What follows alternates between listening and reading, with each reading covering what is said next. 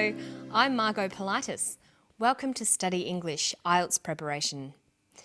Today we're going to talk about acronyms, abbreviations and names, and then we'll do a bit of vocabulary building as well. The boy in today's episode is about to have a test to see whether he has attention deficit hyperactivity disorder, or ADHD. While you're watching, listen for some other abbreviations. How do you know if your child does have ADHD? An EEG brain scan helps answer that, say the Swinburne researchers. Jacques Duff is a psychologist and one of Richard's PhD students. A computer program will compare Xavier's brain scan with a database of scans of ADHD sufferers. If he does have the condition, the ADHD diagnosis will be automatically triggered. Xavier was having a test to see if he has ADHD. ADHD is an abbreviation. An abbreviation is the short form of a phrase or a word. We often abbreviate phrases using the first letter of each word. Notice that you use capital letters for these types of abbreviations. ADHD stands for Attention Deficit Hyperactivity Disorder. ADHD is much quicker and easier to say and to write. You might recognise some of these common abbreviations. UFO stands for Unidentified Flying Object.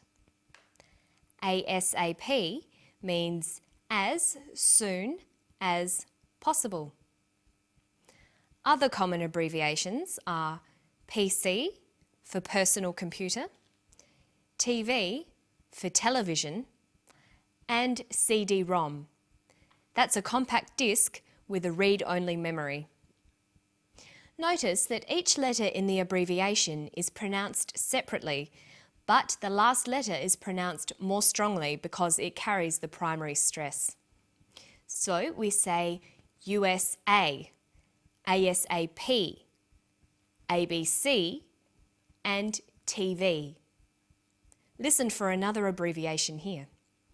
Jacques Duff is a psychologist and one of Richard's PhD students. Jacques Duff is one of Richard's PhD students. PhD stands for Doctor of Philosophy.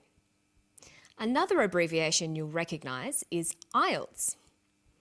IELTS stands for International English Language Testing System. This form of abbreviation is called an acronym. With an acronym, we don't pronounce the individual letters, we pronounce it as a word. So we say IELTS, not IELTS. Some other examples of acronyms are AIDS, that's Acquired Immune Deficiency Syndrome, and RAM, Random Access Memory. Another example is ASEAN. That stands for the Association of Southeast Asian Nations. There's one more common shortening in today's story. Listen for whether it's an abbreviation or an acronym. An EEG brain scan helps answer that, say the Swinburne researchers. He says an EEG.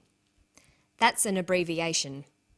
We don't pronounce it EEG, we say EEG. EEG stands for electroencephalograph. That's a type of brain scan, but you can see why we shorten it to EEG.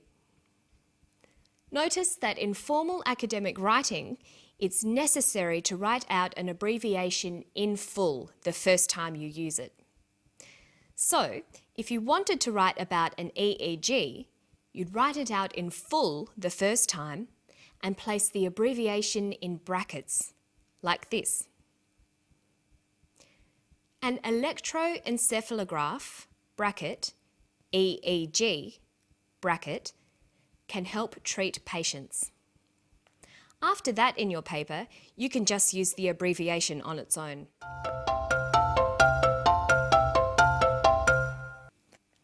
Okay, so let's listen to the clip again, but this time listen for words to do with universities. How do you know if your child does have ADHD? An EEG brain scan helps answer that, say the Swinburne researchers.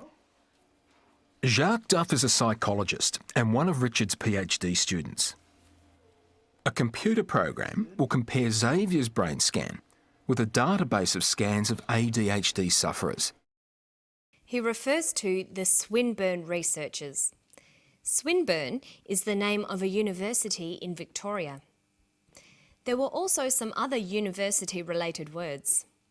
Jacques Duff is a psychologist and a PhD student. A great way to learn new words is in themes like this and by organising them into word trees. Let's look at university words. Students might study for a diploma, a bachelor degree, an honours degree, a master's degree, or a PhD. Jacques Duff is a PhD student, so that's where he fits into this tree. There are a number of different people and places mentioned in today's story. We don't see them all, but we hear their names. Listen for the names in this clip. An EEG brain scan helps answer that, say the Swinburne researchers. Jacques Duff is a psychologist and one of Richard's PhD students. A computer program will compare Xavier's brain scan with a database of scans of ADHD sufferers. The people he mentions are Jacques Duff, Richard, and Xavier. If someone has an uncommon name, people will often ask how their name is spelt. For example, Xavier is an uncommon name in Australia. So if I met Xavier, I might ask him, "How do you spell your name?" So it's a good idea to get used to spelling out your name. Xavier is spelt like this: X-A-V-I-E-R, Xavier. Jacques is also an uncommon name in English because it's a French name. In this case, we have both a first and a last name. His first name is Jacques, and his last name is Duff. A first name is sometimes called a Christian name. It's also called a given name. It's the name your family chooses for you. The last name is also called a surname or a family name. That's usually the name of one parent that's passed on to their children. Jacques' first name is spelt J-A-C-Q-U-E-S, and his surname is Duff. Notice that if you ask someone in Australia to spell out the name Duff, they would say D-U-F-F. But in North America, people would spell it like this: D-U-F-F. They don't use the word double. They say the letter twice instead. So if we asked Jacques Duff to spell out his surname, he would say D-U-F-F.